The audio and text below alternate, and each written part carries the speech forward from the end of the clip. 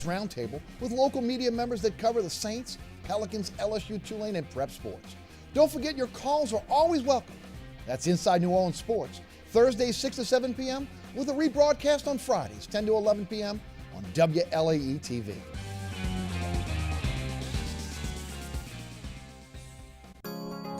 You're watching WLAE, New Orleans Public Television.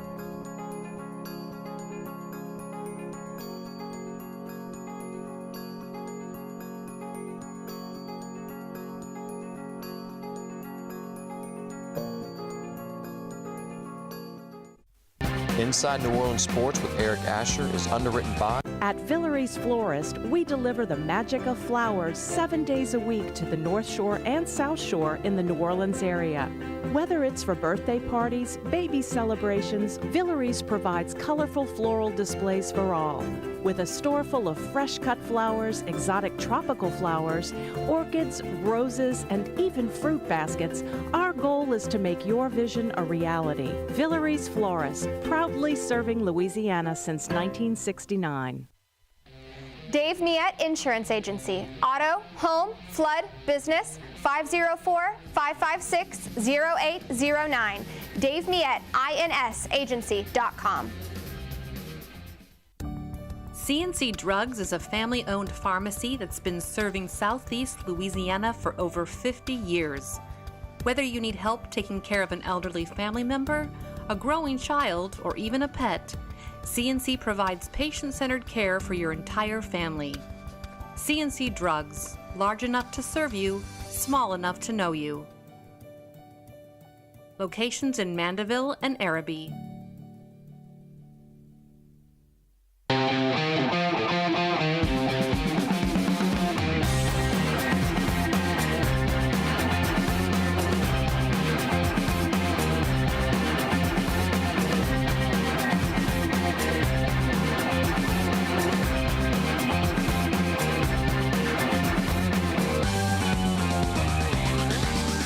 Good afternoon and welcome to another edition of Inside New Orleans Sports. I'm your host, Eric Asher. Over the next hour, we will cover all the home teams, the New Orleans Saints, the Tulane Green Wave, LSU Tigers, and also the New Orleans Pelicans, all on the docket today. To break it down for us, one of the best we have in the entire state. I tell you all the time, the guy can talk everything. Guerry Smith of NOLA.com, the Times-Picayune, the Advocate, and also his website, The Wave Report, joins on the program today. Guerry, welcome to the show. Thanks for having me on. Good to have you, as always. Of course, Gary's with us each and every Thursday on the radio show as well at 4:15, talking Tulane and also local sports. Before we get started, tell the folks about the website, everything you got going on over at NOLA.com and the paper. Sure. The website is thewavereport.com, tulane.rivals.com, about $8 a month. Right now, we'll address that in a little while, but some Tulane to Pac-12 stuff. It's real, right? It's real. This is the Pac-12. The Pac-12 definitely interested in Tulane. That's real. It's hard to tell where Tulane is at this stage, and I think Tulane wants the process to slow down, but that full coverage of that, obviously, at the website. Wrote a story for NOLA.com on the same topic yesterday, but that's where it's at right now for Tulane athletics. And of course, Guerry, again, with us each and every Thursday on the radio show as well. All right, let's get into it. We're going to take, in our A block, we'll take the Saints. We'll go Tulane in the B block, followed by LSU, and we'll finish it with the Pels today. All right, so Saints, 2-0, 44-19 winners over Dallas. No one saw it coming. I didn't. That man didn't. I didn't. Again, 2 games, offense has been unstoppable. With 11 touchdowns in 2 games for the Saints, 47 points against Carolina, 44 points against the Cowboys, 15 consecutive scoring drives. Again, for when it comes to Carr and the first team, before Hayball even made his first punt. And it's the second most points in history of the New Orleans Saints, behind the 2009 team, which had 93 points. They have 91 points through 2 games. I think everybody thought the defense was going to be really good. No one saw this offensive explosion. Give me your take. Yeah, I mean, how could anybody have seen this? I mean, it's been unbelievable. First team to score in their first 9 drives of the season this century. Let's start there. And then we're even better against Dallas because the drives turned into touchdowns and just beautiful drives one after the other. I don't think you're ever going to see a better deep ball than Derek Carr threw to Rashid Shaheed for that second touchdown. Drew Brees used to throw people open 15 to 20 yards down the field. He threw them open 55 yards. Right, that's a great point. I mean, this can't continue because nobody could continue this level. But yeah, I mean, I had actually predicted the Saints would go 7-10 this year because I thought last year's 9-8 against this year's schedule was 7-10. Right. You know, it's early, obviously. Yes. Tough schedule still. Right here, I think the Philadelphia game is huge this Sunday because they got to keep the momentum going. Right. Look, there are no similarities to last year when they were 2-0 because last year they'd beaten the Titans by 1 and Carolina by 3. But they played a really good game against Green Bay in Week 3 last year. Were up 17 in the fourth quarter and then blew it, and they were never a good team from that point on for the rest of the year. They said all the right things, but that ended their season in Game 3 essentially. So they need to keep the momentum going with Kansas City in a couple. 3 weeks down the road. But no, I mean, obviously Clint Kubiak, I was skeptical about him. Look, they needed to make a change. Absolutely. But I looked at his resume. The 1 year he was an offensive coordinator, the staff got fired at the end of the year. Now, their numbers were pretty good with the Vikings. They were.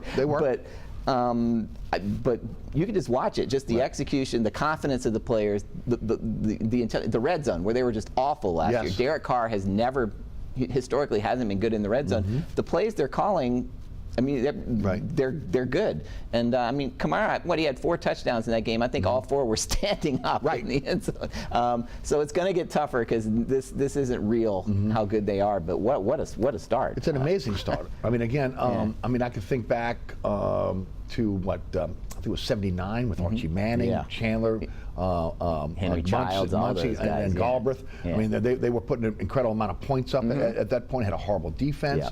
You think about the '09 team, or just the Brees Payton era as a whole. On again how dynamic that offense was, how overpowering that offense was at times. With the but this has been something to watch. Now, again, I pumped the brakes a little bit on the radio show here, okay, and I'll pump the brakes here on this television show as well.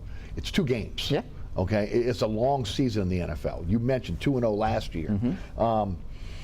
And look, this is a new system. Kubiak at some point is going to get figured out. He is going, and I talked about it yesterday on the radio show, at some point he's going to have to be able to adjust to adjustments because teams are going to have film on him now. You could see Carolina and Dallas's defense are a step slow in those 2 games trying to figure out what the Saints are doing, which is fantastic in terms of the Saints are doing. Here's the other thing.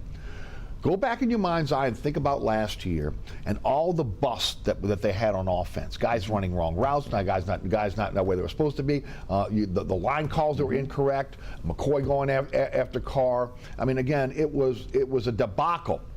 I've not seen any of these busts this year in 2 games. These guys know their assignments. Okay, there are no busts. And of course, to me, that may be a byproduct of going to California and being sequestered, and all you're thinking about is football. It's something, because again, even during the 2-0 start last year, you could see there was dissension. There wasn't real true belief in what was going on. It didn't look pretty. This looks pretty, and I'll go to the defense too. Dallas had some drives, but I like the way they're attacking the ball. I like the way they're tackling.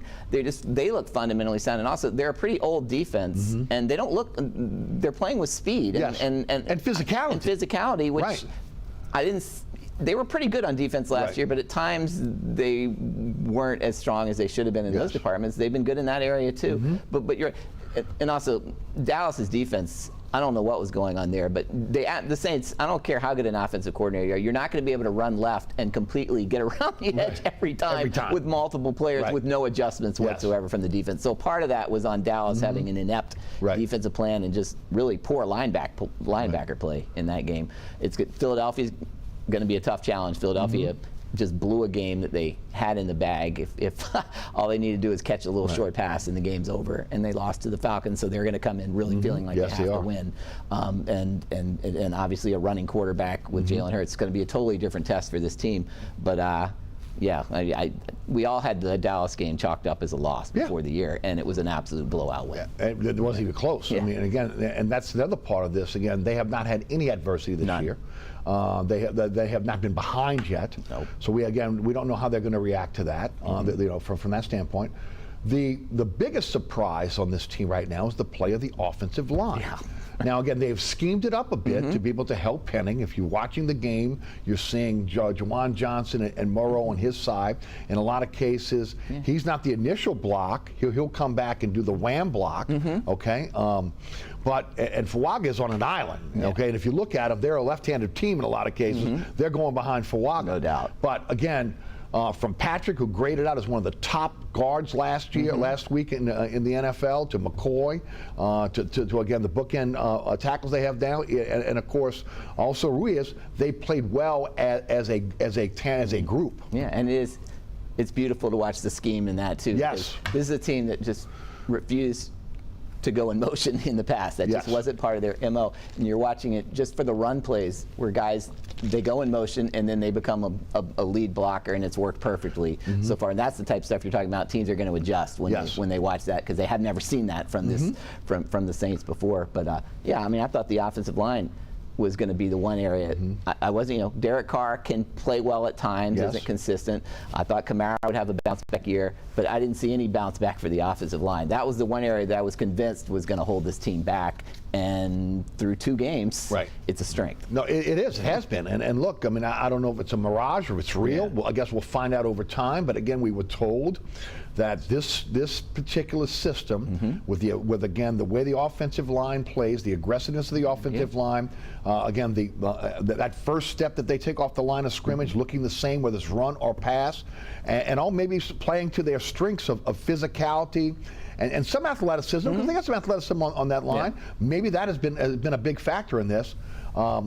Another factor has been Taysom Hill. Their usage of Taysom Hill has really thrown defenses off. Yeah, I mean, putting him in the. This is a guy that can do everything, and now they're actually doing everything with him. I think it's wonderful the way they now use him in the backfield sometimes, because he is a willing blocker. Yes. And obviously a threat when he gets the ball too. I mean, at one point I tweeted out earlier in the opener against Carolina, when's the last time the Saints had 2 100-yard backs in the same game? Because it looked like, and then they stopped giving him the ball because they didn't need to. Yes. But no, it's huge. Tight end, fullback, they can still use him as a wildcat quarterback when they want to. When you have a guy who's a complete unique talent, you need to use them like a unique talent, and they're doing that. Now, Gary, I am a little concerned about, again, utilizing him again in so many packages where he's blocking. Yeah. Okay. 34 years old, so he's got a little chest injury right now.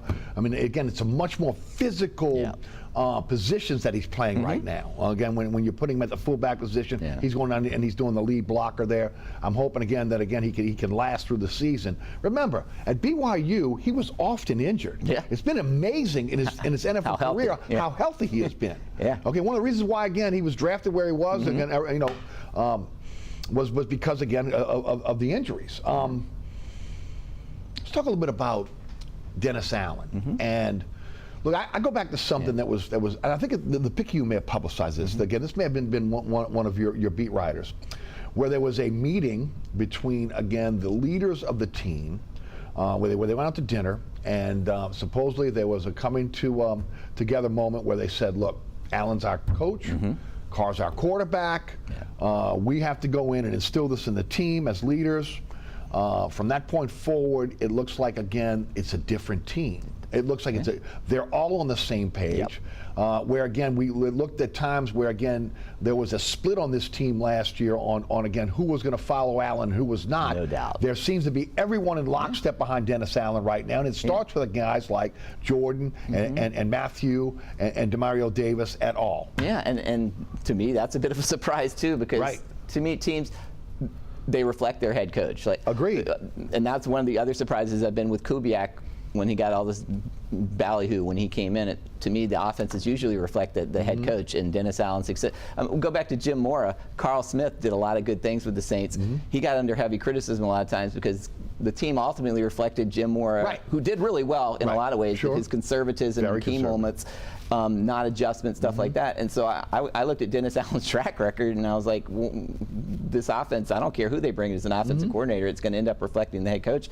But so far, it's reflected nothing that we've seen before. And clearly this team, it's a lot easier to be unified when you're winning. Like to your point, when adversity hits, we'll really find out how tight-knit this team is, because winners almost, when you're winning creates chemistry. Absolutely.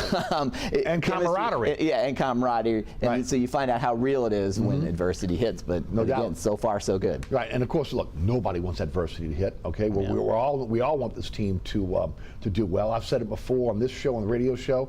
The Saints mean big business in this city. Okay, and again, we need the Saints to do well each and every year. We subsidize the Saints because of that.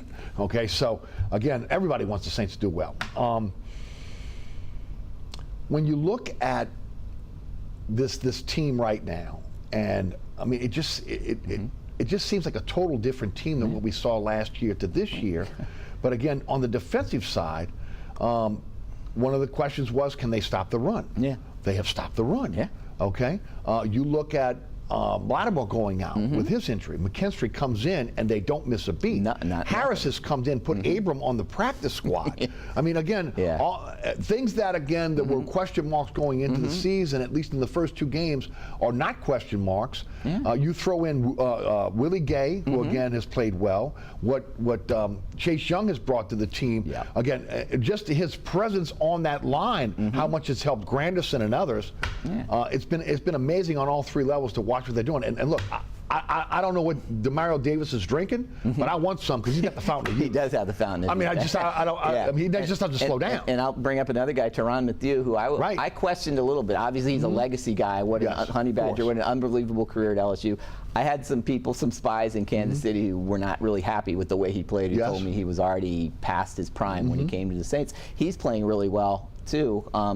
Again, a lot of old guys are playing really well for this defense, and they're playing like young guys, and that's and I hope it's sustainable. But again, they're also leadership. But for Tyrann Mathieu, I didn't like the way that Dennis Allen played him, and when he first got here, more of an in the box type safety.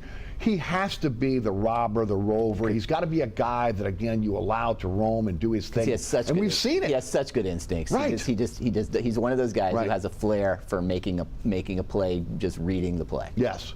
So, I mean, there is nothing negative you can say about this team. Nothing. Over the first 2 weeks. They have been incredible. And again, national correspondents, national networks are taking notice now. I mean, the Saints have been the belle of the ball for the last 2 weeks in the NFL. And after the win against Dallas, everybody's on the bandwagon. Well, when you score 6 touchdowns on your first 6 possessions against a team that's supposed to be a Super Bowl contender, and it's the Cowboys, the biggest brand in the league, that'll do it. The division's been a lot better than we expected. Again, real early, but I think a lot of people thought Tampa Bay was a fraud last year. I mean, they went 9-8, and they played a Philadelphia team that had completely gone in the tank and won in the playoffs. They look pretty good through 2 weeks too. The Falcons looked like they were going to be 0-2. They got a miracle win. They have a lot of talent on that roster, have a lot of talent. and they have a much better. There's nobody happier than ex-Tulane receiver Darnell Mooney, who now is, for the first time in his career, is actually playing with a quarterback who can get him the ball after playing in Chicago. So they're a factor. So the Saints are going to have to. Last year won't cut it. They're going to have to maintain this level because it looks like the division's going to be a lot better. And here's the biggest, I think, outside of the offensive line, the biggest surprise to me, and it's Derek Carr. Okay, Derek Carr, again, I've challenged his having courage in the pocket. I've challenged him on again, being captain check down, checking the ball down constantly. Again, fearful of, again, having any run around his legs. But again, even with the offensive line that is blocked really well, he has been under pressure at times, and he's delivered the football on time. He's not checking the ball down at the first sign of any type of pressure. He seems like a guy that's enjoying what he's doing. He knows the system, which again, last year he said he knew the system, but he really didn't know the system. Correct. Okay, he looks like he knows the system. And again, it was just written about in the Picayune this week, where again, he was doing actually 2 practices where he was simulating not what he was going to do in practice that morning before he'd go to practice. Obviously that helped. And then his leadership, okay, which again, he's always been a leader, right? But the leadership means more when again, you're having success. Yeah, correct. He has been, again, has done a 180 from last year. I think I've been higher on Derek Carr than most people have, but that's not saying that was with limitations. He's in his career, he's been a limited quarterback. With the Raiders, he had some really good games there. And he had some talent around him. The problem with him was consistency and just mind-boggling. Like 1 week he'd be great, and then the next week he wouldn't. he looked like a different guy Yes. a lot of times. So that's the concern going forward. But I felt like they could win with him if the parts were around him. And again, 2 games into the year, but it looks like the parts are around him. And we've talked about Kamara, but Kamara is still an elite running back. Absolutely. in this league. I mean, and if he can stay healthy, he's going to be, all this talk about his contract will go by the wayside for the rest of the season anyway, and he can be a huge factor. So the guy, I mean, for the first 5 years in the career, I think most people in New Orleans thought he was one of the 3 or 4 best running backs in the NFL. Agree. No doubt, and there was some argument he might be the best running back in the league. Obviously not the last couple of years, but if they can keep him like this, then I don't really see a huge. They're going to fall off from the 2-0 start, but I think that'll give Carr needs players around him to play well, and that'll be a huge help for him. Well, McCaffrey and him, we talked about on this show and the radio show. You look at their careers; they've been compared since day one. Again, the thought process was what Shanahan did for McCaffrey, Kubiak could do for Kamara. I never felt he was washed up. Anybody that watches this show or listens to the radio show, I always felt like, again, it was the system, the lack of protection, a quarterback that wasn't getting him the ball. There are a lot of factors. Okay, you mentioned the year before running out of bounds. Okay. He's gliding now again. You could see it again. And look, I said this before the season started, during the preseason. The Saints should have paid him early because now, again, the price just went up. The price went up because he's proving now that, if not even to the Saints, he's also proven to the rest of the NFL, he's not an old running back. He's not a guy that's on the back end of his career. No, I agree. Now, I understand to some extent because running backs, the tread on the tire goes so quickly, and then if you looked at the statistics, I mean, he had no big plays whatsoever last year. Again, but was that a byproduct of the offense? I do think it was a byproduct, but a lot of people looked at it and thought he just wasn't the same player. I just think there were no chances to make big plays. He wasn't happy last year, and that was a factor too. Well, Gary, I mean, look at the way he plays, though. I mean, he goes to Alabama, ends up at Tennessee, so he doesn't get a lot of run there. So there's not a lot of tread off the tires just from his collegiate career, right? And then again, he's not a guy that takes a lot of hits. I mean, guys give him glancing blows. Again, he's not, or he's going out of bounds. So it's not like he's taken, again, a tremendous amount of pounding in his NFL career. So I never understood, again, the argument that he's on the downside of his career, simply because, again, he's 29.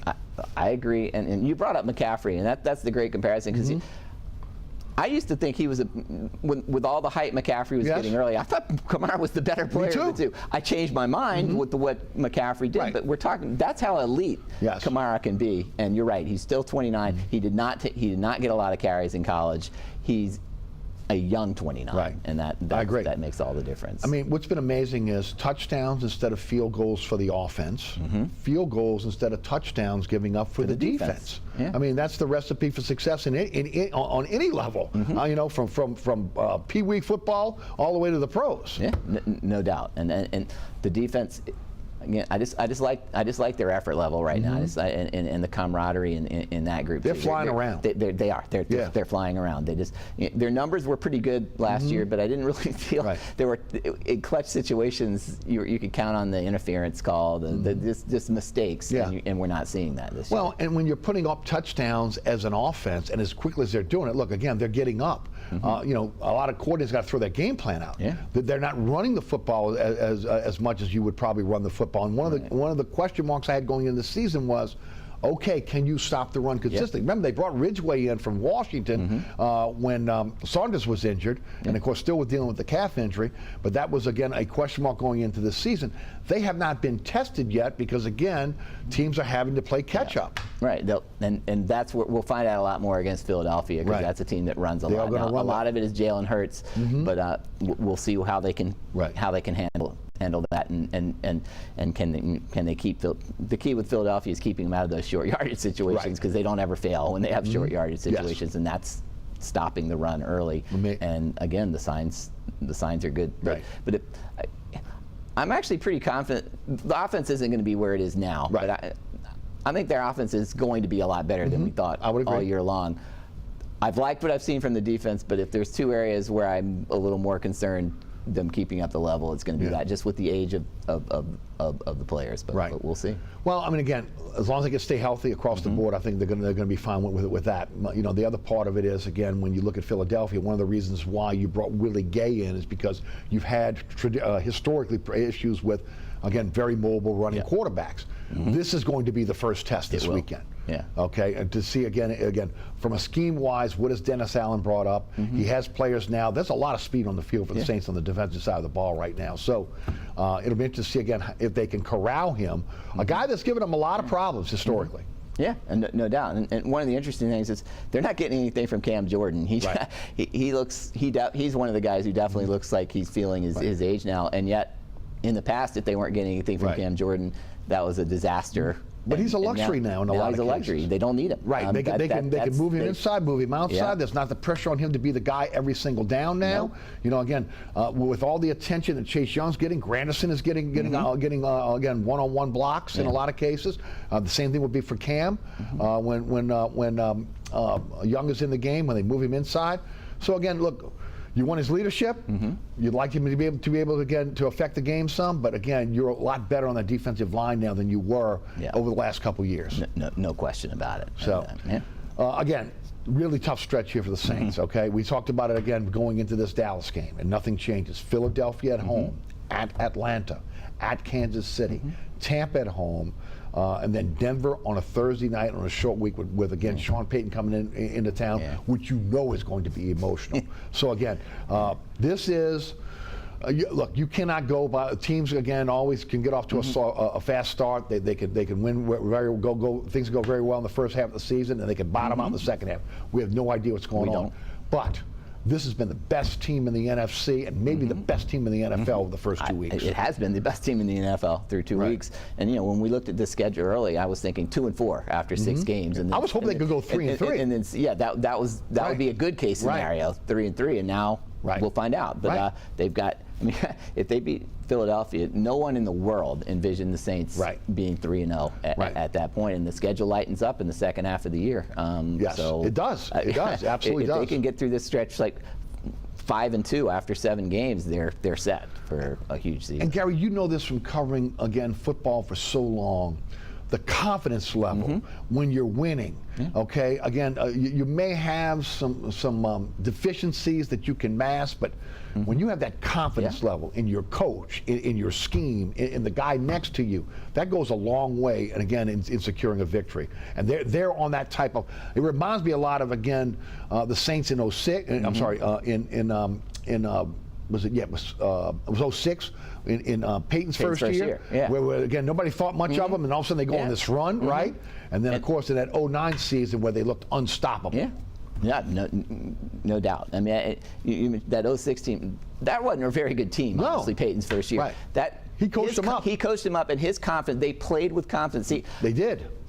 Early in my career, I covered Steve Spurrier at Florida. It was the same thing. That team, good or not, played with incredible confidence. They went into every game thinking they were going to win. Peyton came in and gave them that mindset. They kind of petered out by the end of that year, but his confidence, that was a 6-10 team that went 10-6 and ended up getting to host and get to the conference championship game. And this team, we'll see. But and I've also, a lot of people think chemistry creates winning, and I think winning creates chemistry. I think it does. I mean, because they've got a lot of the same guys that were malcontents last year on this roster. Who were speaking out. Who were speaking out. What's the biggest difference? They're winning and looking good. And boy, does that make people happier real quick on And to your point about Sean Payton, Sean Payton is a dynamic personality. And again, you know, from again the way that he would motivate his players to again the way he would coach with fear, whatever. Dennis Allen, totally different guy. Totally. A totally different guy. And look, there's been people you have to really look at the changeover on this team. You know, only 3 coaches remain from again the Payton staff. The turnover on the roster has been enormous. This is really Dennis Allen's team now. So again, let's hopefully they can sustain what we've seen over the first 2 games. His track record says no, but that doesn't mean that will. That I also They never played. Everything's, in my opinion, everything's changed in 2 games. I mean, they played so well that I think this really might be a different team. Could be. Let's hope so. I mean, let's hope so. And for those that are worried about Kubiak getting another job as a head coach somewhere, look, if he comes in and continues this throughout the entire season, you tip your cap, you say thank you very much, because yes, the other teams will be looking at him as a head coach. Right. It always cracks me up when people are worried about that. Right. That's a good sign. That's a great thing. Nobody goes after coaches who aren't good. That's right. That's the thing that we talked about with Tulane. I remember my buddy Mike Vazan years ago saying it's a good thing when again Tulane is losing coaches, because that means Tulane's being successful. Yeah, exactly. I mean, it is a great success, no doubt. Guerry Smith of NOLA.com, Times-Picayune advocate, and also his website, The Wave Report, is our guest.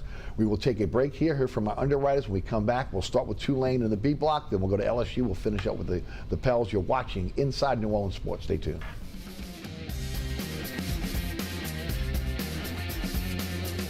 Located at 3701 Iberville Street in Mid-City is Katie's Restaurant and Bar. Open 7 days a week, Katie's offers daily specials for lunch, dinner, and Sunday brunch. Serving New Orleans cuisine such as fried shrimp platters, grilled redfish, and a fully stocked bar.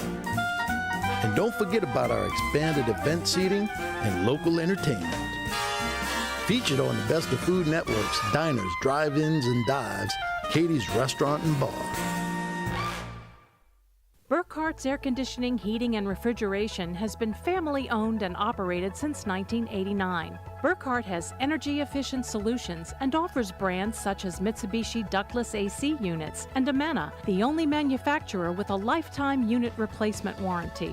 Burkhart's offers maintenance bundle packages that include servicing your AC, generator, and tankless water heater. For more information on the services Burkhart's provides, visit acpromise.com. Burkhart's Air Conditioning, Heating, and Refrigeration, providing comfort for life. Welcome back to Inside New Orleans Sports. I'm your host, Eric Asher. Guerry Smith of NOLA.com and The Wave Report is our guest today. One of the reasons why we're going to Tulane and as our first subject in the B block, Tulane 1 and 2. They're at ULL this weekend. It's 11 a.m. kick, ESPNU, losing to Oklahoma 34-19. We're going to put that on hold for a moment because the big story right now is, again, the possibility of Tulane going to a revamped Pac-12 or Pac, whatever it's going to be. Guerry, you're all over this. I got my opinion. I'm throwing it to the guy that's covering it. Tell us all about it. Yeah, I had mixed feelings about this, but yeah, the Pac-12 sources on the West, guys that are in the know on the West Coast say the Pac-12 is going to make an offer to Tulane and Memphis this week, probably. That they're having a meeting this week, and they have identified Memphis and Tulane as the 2 teams they want the most. Washington State and Oregon State were the only 2 teams left in the conference. It was no conference anymore. They just invited 4 teams from the Mountain West: Boise State, San Diego State, Fresno State, and Colorado State to join the league. 6 teams isn't really a viable league. They've got to expand some more, and again, Tulane wasn't even in this conversation a couple of years ago. It's Willie Fritz. Those 2 years have changed everything for Tulane. But now Tulane is identified along with Memphis as, and it looks like the ball's going to be in Tulane's court. That it looks like Memphis is probably going to go. The Memphis reporters there say it's almost like a 99% certainty that they're going to leave. And so Tulane has a decision to make. Do they stick in the American Athletic Conference, obviously with the eventual goal to get into the ACC? Right. Which, or do they join the Pac-12 because they think that's going to be a better holding spot, as it were. And it's not clear. Tulane's new athletic director, David Harris, he keeps it very close to the vest in terms of where he's going. And a decision like this isn't just him either. That's the whole administration making that decision. I have a feeling Tulane doesn't do anything quickly. I think they're going to try to get the Pac-12 one, because they're trying to get iron out a TV contract. They want to have inventory right off the bat, so they want a decision right away. I think Tulane's going to try to get this slowed down a little bit while they ponder this. Obviously, the advantages are that the American Athletic Conference, one, if Memphis leaves, that's the biggest marquee team left in the league. The conference has kind of been hemorrhaging the last couple of years. Teams that used to be good aren't good. The longtime members like Tulsa, East Carolina, Navy, even Temple. So do they feel like the conference is falling apart, and should they make this move? Obviously the disadvantage is it's a West Coast league for the main part. That's a lot of travel. That's a lot of late night games on TV. They have a sweet deal with ESPN that runs through the 2031-32 season. The American Athletic Conference has a sweet deal that ESPN would never have signed off on if they knew UCF, Houston, and Cincinnati, and then SMU were leaving, and it's in like the third year of a 12-year deal. So they need to make sure the money is there, but it appears it will be with the Turner networks and stuff like that. So again, the Turner networks are interested. They're interested in the Pac-12. That's what I'm hearing right now. So it's a decision. Do you join a West Coast-based league that isn't a fit geographically, or do you stay in the American Athletic Conference, which really it seems to be cratering right now. So my initial reaction was I don't ever think it's a good idea to go to a geographical league that doesn't make sense. But the way the American Athletic Conference is trending downward, I see where the attractiveness is, and I tend to think that Tulane will end up going into that league. That's pretty amazing. And look, I talked about it yesterday in the radio show when after your story broke. We mentioned, we talked about it before we came on. 9 o'clock games. Okay, so again, look, I watch the West Coast games, but you know, I mean, I love sports, and I'm in this business. How many people can stay up to, again and watch a game at 9, not finishing until midnight? Okay, this is not just football. We're talking every sport. So again, now your budget has to expand because just based on travel, okay, because now you're going to be traveling again to the West Coast for the majority of your games, at least half your games in every sport. So I was talking to some Tulane people about this today. A lot of those sports, some of their sports, it's not that big a deal. Like track, tennis, they don't really play a conference schedule anymore until the conference. Until the meet at the end of the year and track, stuff like that. They don't think that's going to be a deal breaker in terms of that. Baseball would obviously have to do more travel. Women's sports. But again, these sports decisions aren't usually, it may not be right, but these decisions aren't usually made based on stuff like that. And boy, if Memphis leaves, what a joke the basketball league is going to be now in the American Athletic Conference, because I believe the stat is if Memphis leaves, there won't be a single team. I mean, they wouldn't be leaving this year, but there wouldn't be a single team staying in the American Athletic Conference that's ranked among the top 80 in the preseason coming into this year. I mean, Florida Atlantic had a great 2-year run. They're going to go back to being completely irrelevant in basketball because their coach left. All their players were seniors. They've never been good before. It's really. They've got to just look at the financials of where is the American Athletic Conference going to be in a few years, and all the signs are so down. So it's more that is more the decision than anything else in your opinion. Yeah, I think that is more the decision because I think they would prefer status quo, not joining a West Coast league and going to the ACC. But I think they're ultimately going to decide that going to this new league gives them a better chance to get to the ACC down the road, because if the league is sinking, it makes it hard for Tulane to stay at the level. That's a very good point. And I think that's ultimately going to be the tiebreaker. You know, my thought yesterday, and again, is first of all, do we know that the Pac-12 or whatever it's going to be is going to be a Power 5 conference? It won't be. It won't. So will it be part of now a group of 6? Their goal is going to be their goal is going to be the best of the group of 5. So now it'll be a group of 6, right? Okay, so that's that part. We talked about the travel. Modernizing the facilities. I mean, again, we're going to talk about in a couple minutes about the bubble that's still not up, and they still can't figure out where they want to put the bubble. That's a problem. You know, that's the other part. And look, I really believe that Florida State and Miami are going to bolt the ACC very soon. I mean, the news came out yesterday. It was very nebulous news. I'll start there. That the ACC is now working with FSU and Clemson to keep them in. But my question to that is where would Miami and FSU go at this point? Because the SEC doesn't need them. No, they don't want them. They don't want them. Well, because part of that's because of Florida, right? You covered Florida. No, they don't want any part of that. FSU had their chance to join the SEC way back in the day, and they wanted an easier league that they thought they could dominate. That's right. Now it's coming back to bite them. Right. Does the Big 12 really? I'm not sure there's really a home for them. So I don't. I think the Big 12 or the Big 10, those are their options. There's a chance they could leave, but I don't know if you're Tulane, you can bank on that anymore. And then if you end up being stuck in a league that's drowning, that hurts recruiting down the road. So it's not an easy decision. So in your opinion, Tulane may do this simply because it's a stepping stone to another conference. Yes, down the road. So again, go to the whatever the pack is going to be, get involved there, and then continue to work on the facilities. Continue to beef up that Fear the Wave collective, which has done a great job for Tulane. Okay, and then at that point maybe the ACC comes calling. I don't think the SEC. I did hear something that, and maybe you can quell this rumor. That Tulane has the opportunity to go back into the SEC because they were a charter member. Somebody said that, and I'm like, I don't think so. But I was going to ask you that on the show tomorrow. So I'll ask you that. Ask that today. That's not real. Right. I didn't think that was real either. Okay.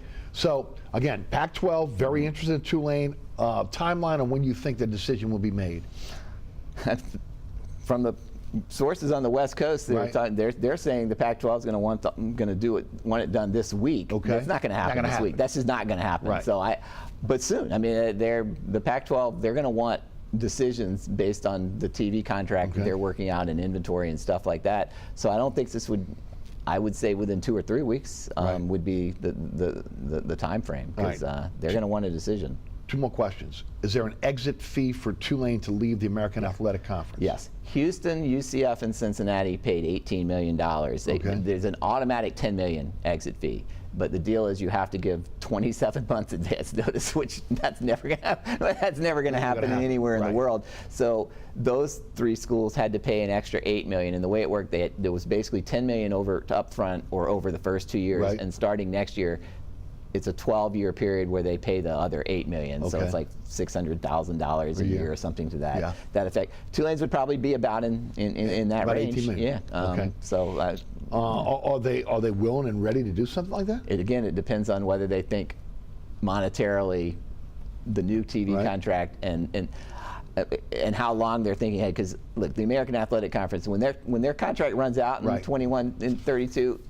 It's going to go straight down because ESPN is regretting that deal big time already because they did not have any idea that Cincinnati and Houston and UCF and SMU weren't going to be a part of the league. And the league, the teams that are in the league now, nobody goes to their games. Now UTSA has a pretty good attendance. I don't know how it's going this year because they've tanked on the field, but most of these other schools in the league, there's no real fan base.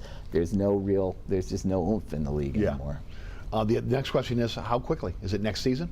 No, it's going to be 2026. 2026. In fact, the league isn't even going to start until 2026. So that's but they want everybody on board right away. They don't want people delaying when they get in. But the league, so the Mountain West is going to stay intact until 2026. That's when they're planning on starting the league. Be interested to continue to watch that. You know, again. Playing on the West Coast, that's going to be a big change again for Tulane fans to have to try to be able to keep up with their team. All right, update on the practice facility.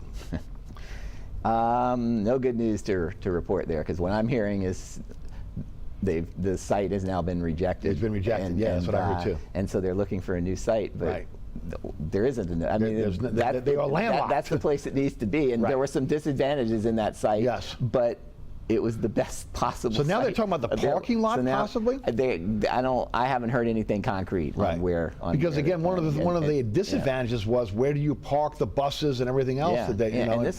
And this is a concern because John Sumrall can't be happy about this. Of course, no way. I mean, heck, the NFL's not happy about it. That's.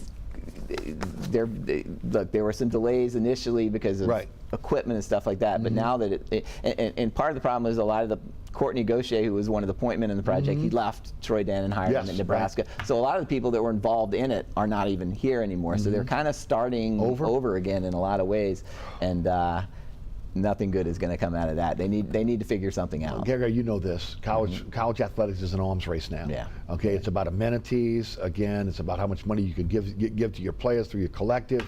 And Tulane is just falling behind if they can't. It's not like it's going to be again a palace of a practice facility, but you need the bubble. Last week, hurricane. The first day, it would have just been so nice for them to not have to.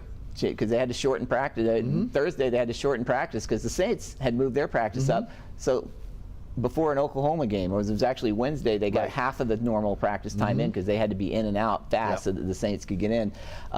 That's not ideal. No. And if they had the bubble, they would have come into play. Right, no doubt. All right, let's talk a little bit about Oklahoma, Tulane again. Oklahoma 34-19. First of all, look, it's a tough 2 weeks for Tulane. Kansas State is a game they should have won. Again, Oklahoma, that's a step up in class. But again, I thought they held their own. I really did. I mean, again, look, this is not the Tulane of old. Okay, I thought they held their own. And I'll be honest, Oklahoma was better than I thought. Now, obviously, I knew their talent level is high, but you know, they'd struggled so much against Houston that, and their offense had been kind of so bad in their first 2 games. They got players on offense, and they showed up, but that could have easily degenerated into a blowout loss when Tulane was down 21-0. Nothing was going right. Tulane was not playing well. Oklahoma was playing very well. Yes. And these guys, they toughed it out. They had a huge drive right before halftime to get on the board, gave them some momentum, and then in the second half it was a completely different team. They won the second half. They were the better team in the second half. Oklahoma offense couldn't do anything. Tulane got the ball back, 2 straight 3-and-outs, gave the offense a chance to take the lead. I know I've read on some message boards, John Summerall, they're getting some criticism for some play calls. Stop it with that. I mean, yeah, okay. They had a 3rd and 1. They tried to throw because they thought Oklahoma was going to stop, try to stop. They weren't just trying to get a first down. They were trying to get a big play.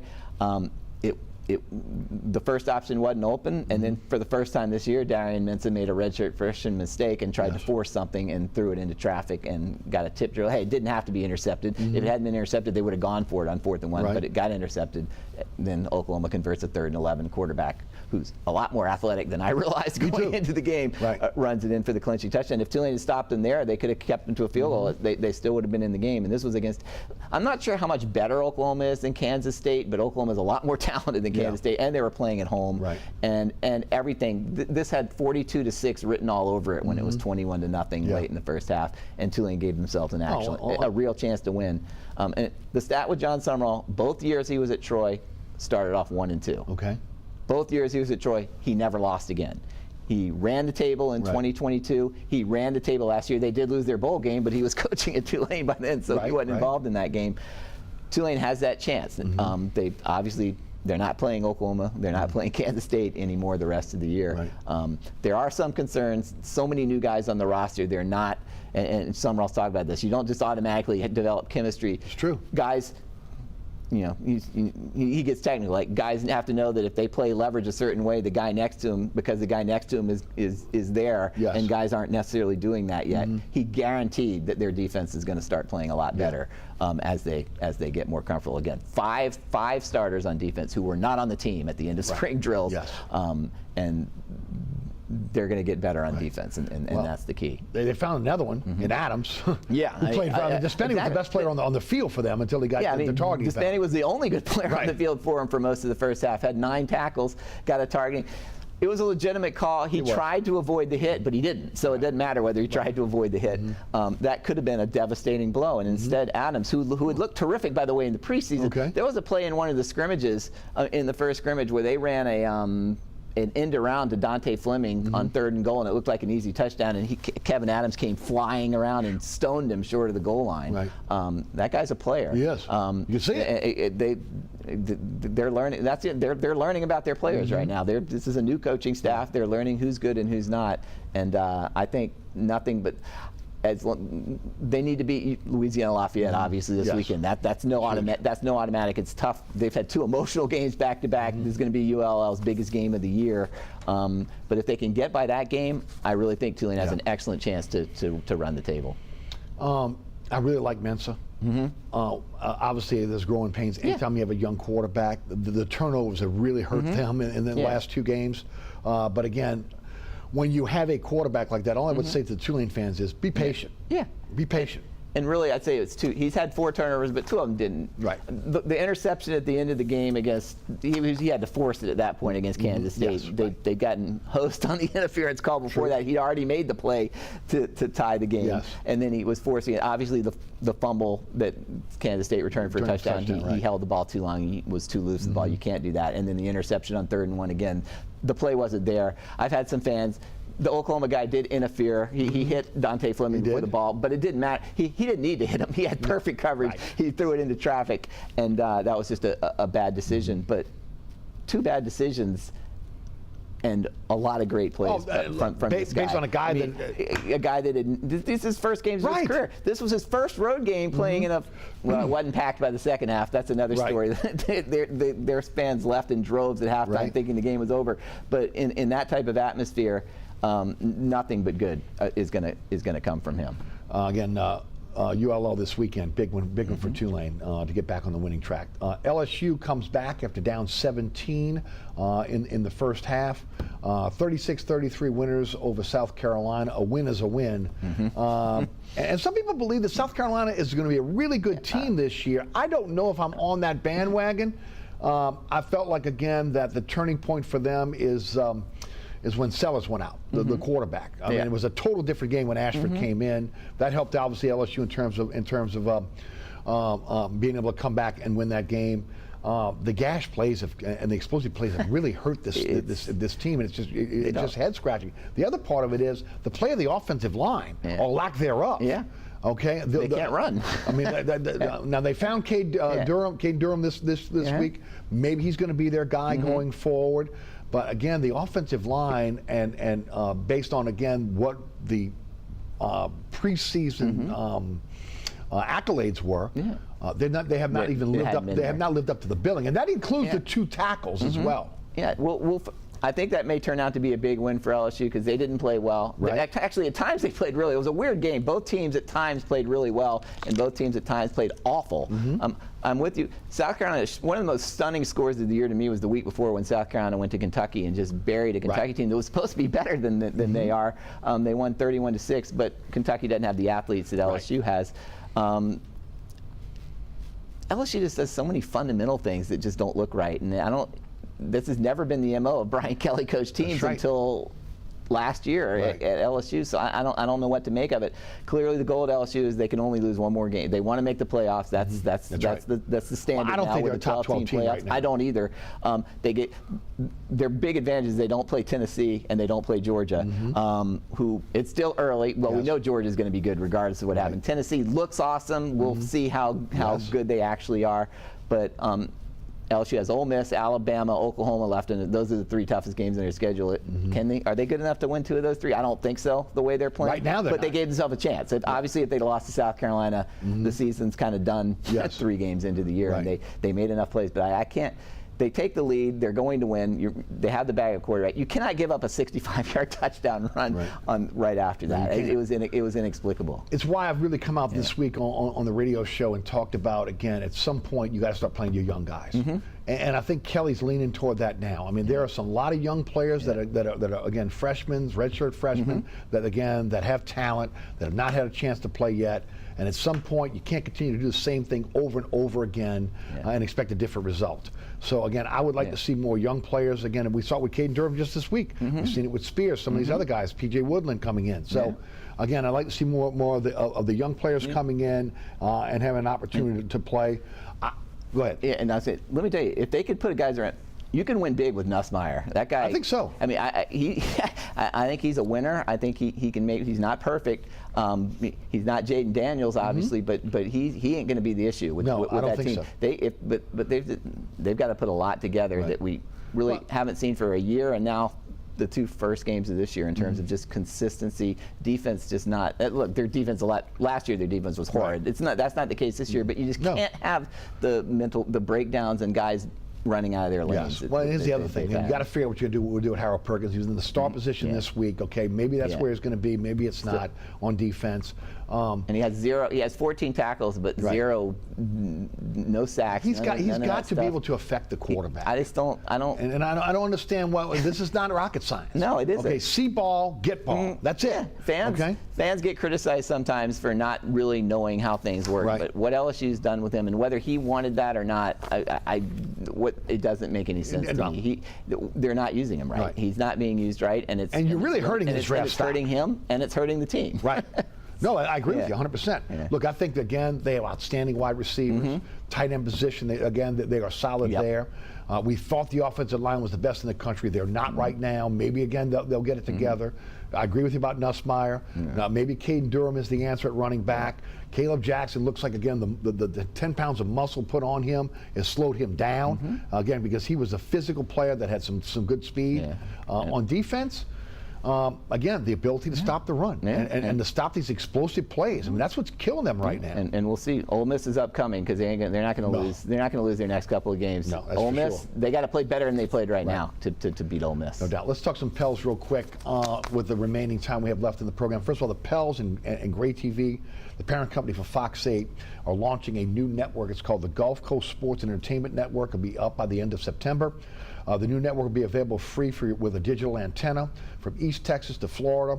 It'll be 7.1 on your TV, reaching about between 4 and 11 million viewers. Gray also plans to be able to join cable and satellite services like Cox, AT&T, DirecTV, and Dish.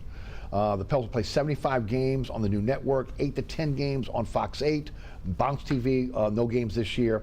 They'll be broadcast in high definition. There's going to be a streaming option that's going to be called Pelicans Plus for folks that, again, have cut the cord and want a streaming option. The future plans for the network are to carry high school sports, Pels pre- and post-game shows, possible Saints content as well. They're taking a pay cut. Bally gave them $25 million to broadcast for broadcast rights. They're working with Gray for $10 million. Your thoughts? Yeah. We'll find. I think this is a huge year for the Pelicans in a lot of different ways. They had their, I think they went 49-33 last year. They had their best record since they were 17 games over 500 before their last regular season game. They hadn't done that since 2009. That's a long dang time.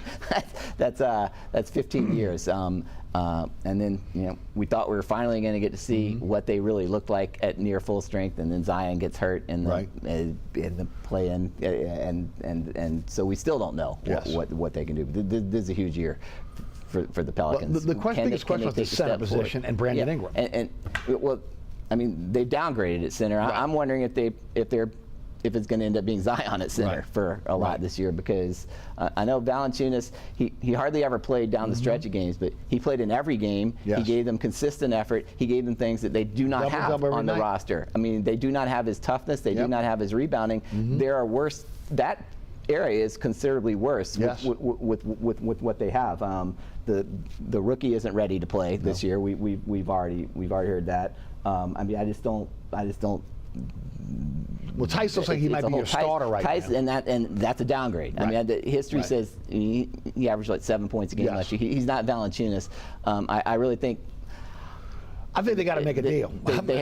I think so too. And the Brandon Ingram situation. He's never been a guy that recovers well from injuries, and so he was coming into the play. He had a horrible playoffs, but he wasn't really healthy either, and agree with that. We've seen that. So I'm not totally ready to say they can't work with him, but it's a possibility.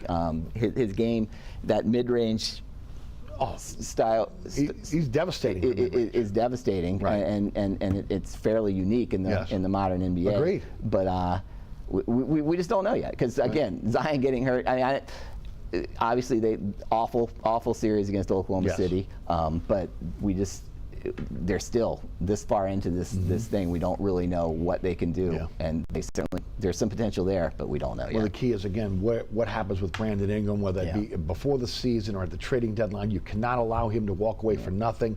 And again, there's a lot of talk about Kessler from Utah coming over and a Brandon Ingram deal that might be multiple teams.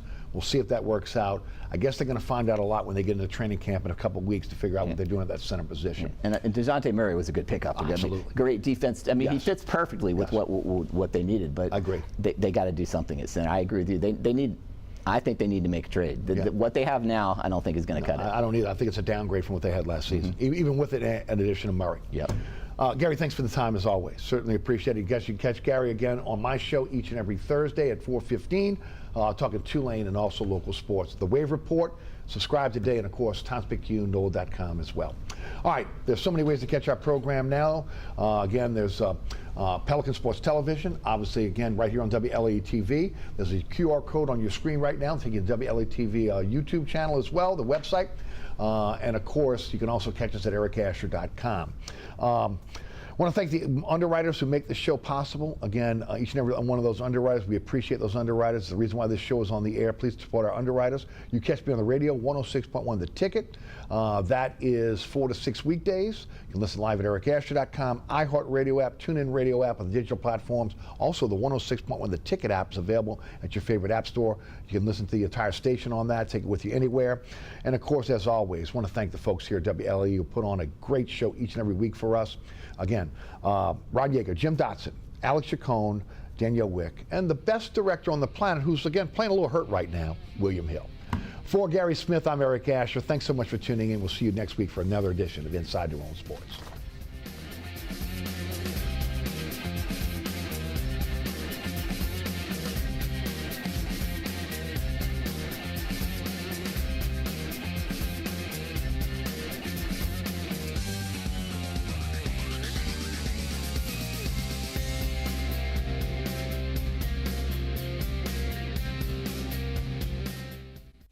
Living Minute, a look at the latest medical innovations changing our lives. Knowing CPR can be a lifesaver, but did you know that it's performed differently depending on the age and weight of the person? There are going to be some variations, but you do have to take into consideration who's in front of you. CPR is usually performed with 2 hands on an adult, but that might put too much pressure on a child and cause injury. With a child, it might be a one-handed compression, still locking up the arm, still having the heel of the hand placed appropriately in the center of the chest, and then driving your weight into the child using a one-handed compression. And if it's an infant, you can't use your full body weight to make the compressions. We should use 2 fingers, 2 thumbs, maybe even the heel of the hand without the arm, right? Again, it kind of